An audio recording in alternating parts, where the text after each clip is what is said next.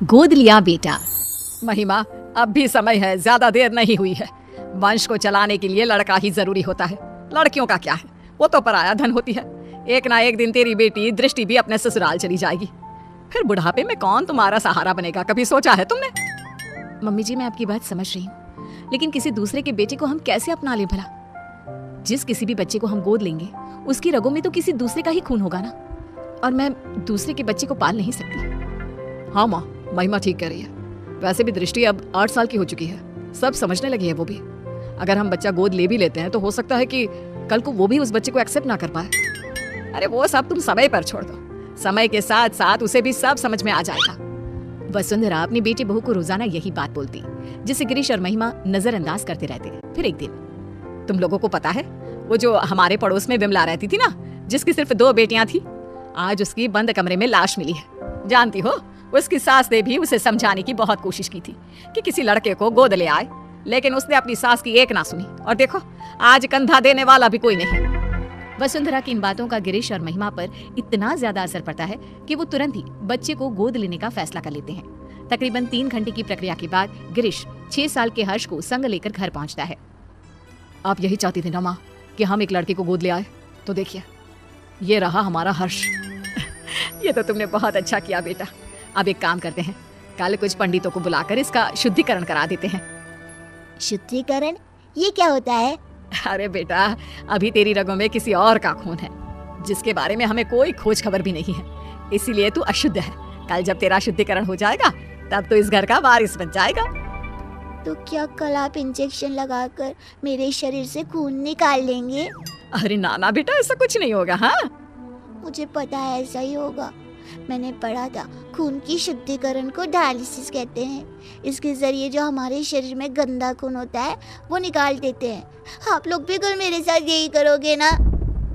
हर्ष के मुंह से इतनी छोटी सी उम्र में इतनी बड़ी बड़ी बातें सुनकर सभी दंग रह जाते हैं। आप कहाँ से लाए हो इस बच्चे को जो इस उम्र में इतनी बड़ी बड़ी बातें कर रहा है? कहा था ना कोई मासूम सा बच्चा लाना। महिमा, यह अभी सिर्फ 6 साल का है। अगर मैं इससे भी छोटा बच्चा लाता तो तुम्हें पता ही है छोटे बच्चों के साथ कितनी दिक्कतें होती हैं। हाँ, लेकिन आपको यही बच्चा मिला जो इस उम्र में इतना कुछ समझता है। उससे तो आगे भगवान ही बचाए। मैं दृष्टि के पास जा रही हूँ, आप संभालिए इस शैतान को। अगले दिन पंडित को बुलाकर शुद्धिकरण की पूजा भी करा दी जाती है, लेकिन उसके बाद भी घर का कोई भी सदस्य उसे अपना नहीं पाता। वो घर में सजावट के लिए पड़ी किसी चीज की तरह था। इसी तरह 1 साल बीत जाता है। समय के साथ साथ हर्ष को भी अपनी और सौतेले में फर्क समझ आ जाता है। अब दृष्टि 9 की और हर्ष 7 साल का हो चुका होता है। दृष्टि बेटा, मैंने तुम्हारे लिए एक साइकिल खरीदी है। अब तुम्हें स्कूल बस से जाने की कोई जरूरत नहीं है। थैंक यू पापा। पापा, मेरे लिए भी आप एक साइकिल खरीद लीजिए। स्कूल बहुत दूर है, मैं आने जाने में थक जाता हूँ। अगर स्कूल इतना ही दूर है तो कल से जाने की कोई जरूरत नहीं है, घर पर बैठ जा। मेरे पास इतने पैसे नहीं कि अब तुझे भी साइकिल खरीद कर दे सकूं। हर्ष मुंह लटकाकर वहां से चला जाता है। तुम लोग क्यों उसे अपना नहीं पा रहे हो? आखिर कब तक ऐसे ही उसके साथ सौतेलापन का व्यवहार करते रहोगे? दृष्टि की तरह वो भी तुम लोगों का बेटा है। बुढ़ापे में वही तुम्हारा सहारा बनेगा। माँ प्लीज, आपके कारण ही हम इस लावारिस को उठाकर घर लाए हैं। इससे आगे हम और कुछ नहीं कर सकते। ऐसे तो तुम उसकी जिंदगी बर्बाद कर रहे हो बेटा। अगर आपको ऐसा ही लगता है तो छोड़ आइए इसे वहीं जहां से ये आया था। तुम्हारे अंदर की इंसानियत कहाँ मर गई? जब से आया है तब से लेकर आज तक तुमने उसे कभी एक बाप का प्यार नहीं दिया। जरा सा भी तरस नहीं आता तुम्हें उस पर। माँ प्लीज, ये सब बातें आप मुझसे ना ही करो तो बेहतर होगा। 2 दिन बाद आज हर्ष बहुत खुश होता है और उछलते हुए अपनी माँ के पास आता है। माँ, मेरा रिजल्ट आ गया। देखिए, मैंने अपनी पूरी क्लास में टॉप किया है। तू मुझे क्यों माँ बुला रहा है? मैं तेरी माँ नहीं हूँ, समझा? अरे क्यों डांट रही है बच्चे को? माँ ही तो है तू उसकी। सगी माँ नहीं हूँ मैं इसकी, जो ये इस तरह बार बार मुझे माँ माँ बुलाता रहता है। ये सगी माँ कौन होती है? क्या माँ भी कभी सगी और पराई होती है? लो, फिर शुरू हो गया। माँ जी, आपने ना इसे बहुत सर पर चढ़ा रखा है। अब आप ही संभालिए इसे। दृष्टि स्कूल से आती होगी, मुझे उसके लिए खाना भी बनाना है। इतना कहकर महिमा वहां से चली जाती है। दादी, कोई मुझे प्यार क्यों नहीं करता? सब दीदी से ही क्यों प्यार करते हैं? अरे ना बेटा, ऐसी कोई बात नहीं है। दृष्टि बड़ी है ना, इसलिए बस सबको उसकी फिक्र लगी रहती है। फिक्र और प्यार दोनों में अंतर होता है दादी। मम्मी पापा ना तो मेरी फिक्र करते हैं और ना ही मुझसे प्यार। 7 साल के बच्चे की ये बातें सुनकर वसुंधरा खामोश खड़ी रह जाती है। उसे समझ में नहीं आता कि वो बोले भी तो क्या। इतने में ही वहां दृष्टि भी आ जाती है। मम्मी पापा मुझसे प्यार इसलिए करते हैं क्योंकि मैं उनकी सगी बेटी हूँ, और तुम्हें तो वो अनाथालय से उठाकर लाए हैं। दृष्टि, कितनी बार समझाया है, इस तरह बात नहीं करते। छोटा भाई है वो तुम्हारा। ये मेरा कोई भाई नहीं है। दीदी, मैं आपका सगा भाई नहीं हूँ, तो मेरा भी तो आप लोगों से कोई खून का रिश्ता नहीं है। उसके बाद भी जब मैं आप लोगों का स्वीकार कर सकता हूँ, तो आप लोग क्यों नहीं अपना रहे मुझे? शोर सुनकर गिरीश और महिमा भी बाहर आते हैं। इतना शोर क्यों हो रहा है यहाँ? क्या चल रहा है ये सब? देखिए ना पापा इस लड़की को। क्यों रे हर्ष, आप कौन सा ज्ञान झाड़ रहा है तू? मैंने तो बस छोटा सा सवाल ही पूछा था दीदी से। अगर उनके लिए मैं कोई गैर हूँ, तो आप कौन से मेरे सगे हैं? उसके बाद भी जब मैं आपको अपने जन्मदाता की जगह दे सकता हूँ, तो आप लोग ऐसा क्यों नहीं कर सकते? हर्ष के इन सवालों से पूरे घर में सन्नाटा छा जाता है। वसुंधरा अपने आंसू पोंछते हुए गिरीश और महिमा से सवाल करती है। अब क्यों चुप हो तुम लोग? जवाब दो ना इस बच्चे के सवाल का। हर्ष के सवालों का किसी के पास कोई जवाब नहीं होता।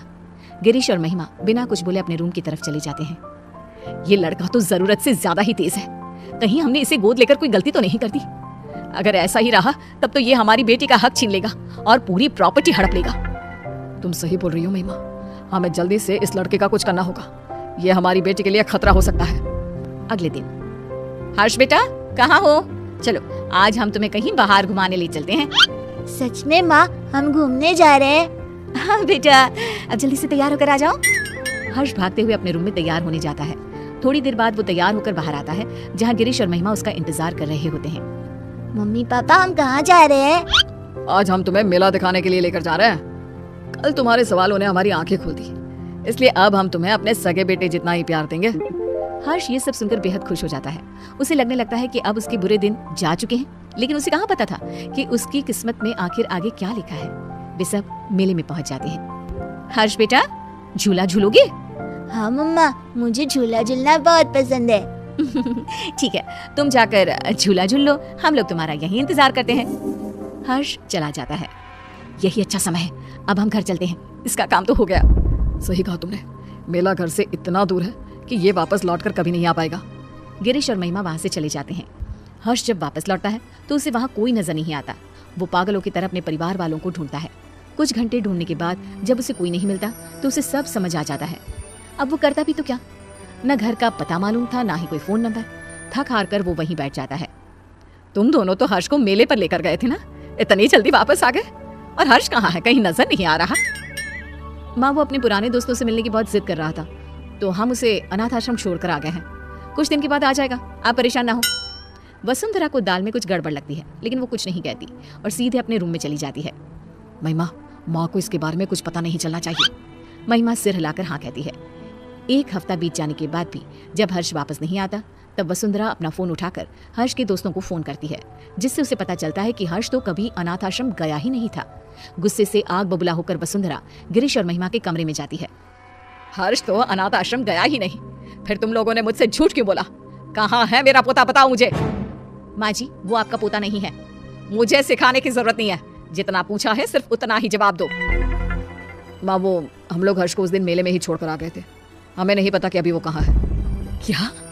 उस छोटे से बच्चे को तुम मेले में ही छोड़कर आ गए, ये जानते हुए भी कि वो अभी सिर्फ 7 साल का है? बेचारे किस हाल में होगा वो मासूम। तो और क्या करते मम्मी जी, उसका ठेका थोड़ी ना ले रखा है हमने। हम क्यों भला किसी और के बेटे के लिए अपनी बेटी का हक मारे? इस घर परिवार और हमारे प्यार पर सिर्फ दृष्टि का हक है। अगर ऐसी ही बात है तो मैं तुम्हें याद दिला देती हूँ कि तुम भी कोई मेरे सगे बेटे नहीं हो। ऐसे ही किसी अनाथ आश्रम से मैं तुझे लेकर आई थी। अगर उस समय मैं भी यही करती तो आज तुम भी दर दर की ठोकरें खा रहे होते। मैं नहीं जानती थी कि तुम दोनों की सोच इतनी छोटी भी हो सकती है। वसुंधरा की बातों से दोनों का सिर शर्म से नीचे झुक जाता है। उन्हें अपनी गलती का एहसास तो हो चुका होता है, लेकिन अब शायद बहुत देर हो चुकी होती है। दोनों हर्ष को ढूंढते हुए उसी मेले की तरफ पहुंच जाते हैं, लेकिन वहां उन्हें सिवाय सन्नाटे के कुछ नजर नहीं आता। अगले दिन गिरीश और महिमा फिर से उसी मेले में हर्ष को ढूंढने जाते हैं। क्या हुआ साहब, किसी को ढूंढ रहे हो क्या?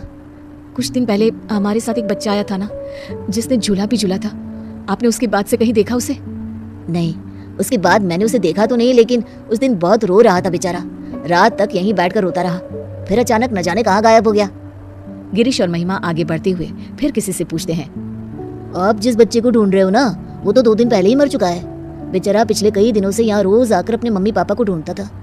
कई दिनों से कुछ खाया भी नहीं था उसने। फिर एक दिन एक्सीडेंट में उसकी मौत हो गई। 7 साल की मासूम की मौत के बारे में सुनकर गिरीश और महिमा के पैरों तले जमीन खिसक जाती है। उनकी घटिया सोच आज एक मासूम की मौत की वजह बन चुकी थी। क्या गिरीश और महिमा का एक 7 साल के बच्चे को लेकर ऐसा बर्ताव उचित था? गोद लिए हुए बच्चे को अपनाने के बाद भी आखिर क्यों उन पर सौतेले और अनाथ होने का टैग लगा दिया जाता है? क्या सिर्फ खून के रिश्ते ही रिश्ते होते हैं? दिलों के रिश्तों का कोई वजूद नहीं होता?